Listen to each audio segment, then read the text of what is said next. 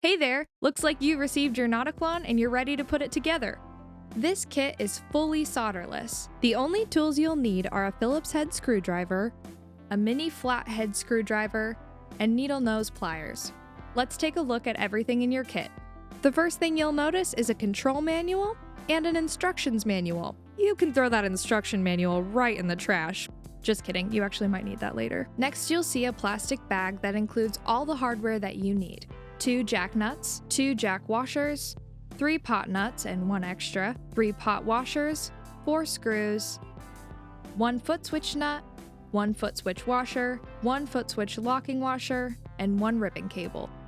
You will also have 3 knobs, 1 PCB, 1 enclosure, 1 backplate sticker, and 1 tube of goop to cover your magic diodes. Before we get too crazy, you know that shocking feeling when you walk across the carpet and touch a metal object such as a doorknob? This is Electrostatic Discharge, or ESD, and that can damage sensitive electronic components like those in this kit. To protect the Notaklön circuit, leave the circuit board in its protective anti-static sleeve until you're ready to install it. Before touching and assembling the Notaklön, ground yourself by touching a metal surface or grounded object before handling the circuit board. If this step is not taken, damage can occur to the PCB. It's also important to note that any modifications to the circuit will void the warranty. It is advised to make any alterations to the Notaklön enclosure prior to assembly. This may include, but is not limited to, painting, sandblasting, powder coating, wrapping, or any other decorative alterations. Once assembled, decorative alterations may negatively affect or permanently damage the Notaklön circuitry and/or components. Enough of that nonsense. Let's build your Notaklön. Step 1. Once you've removed the circuit from the bag, it's time to snap that sucker in half. Handle the circuit end to end and break the PCB apart along the pre-scored edges as seen here. With a pair of pliers, remove the discardable edges from the PCB and snap the wrenches apart from the circuit board.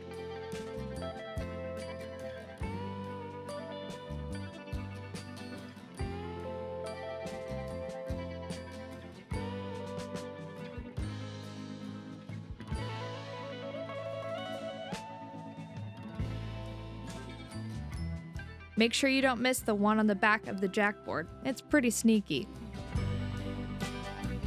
Also, if there are any of these little guys left over, you can clip those off as well.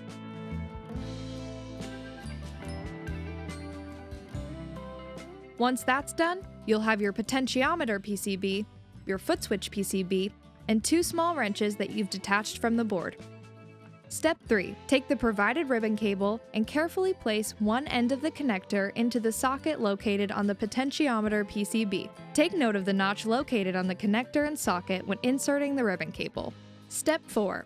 Gently guide the potentiometer PCB into the enclosure, taking care that the potentiometer and slide switch fit through the proper enclosure cutouts. Slide the small washers onto the potentiometer shafts followed by the 10mm nuts. Tighten by hand, then secure the nuts using the number 10 wrench. Don't over-tighten.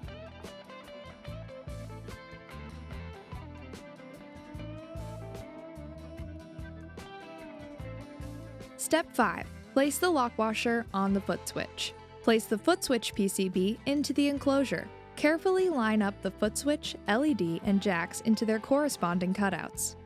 Place the large white washer onto the foot switch, followed by the large 14mm nut. Tighten by hand, but do not fully tighten yet.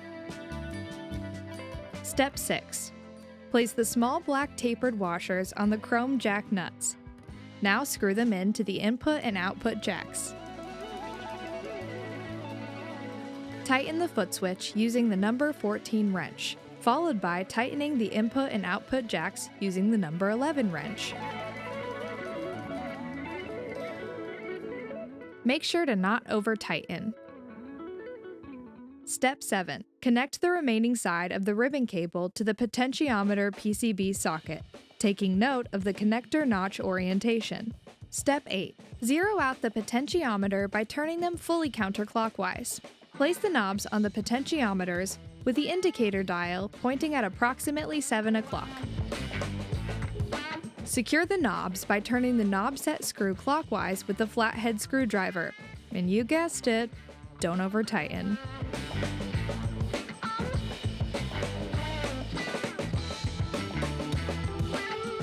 Step 9.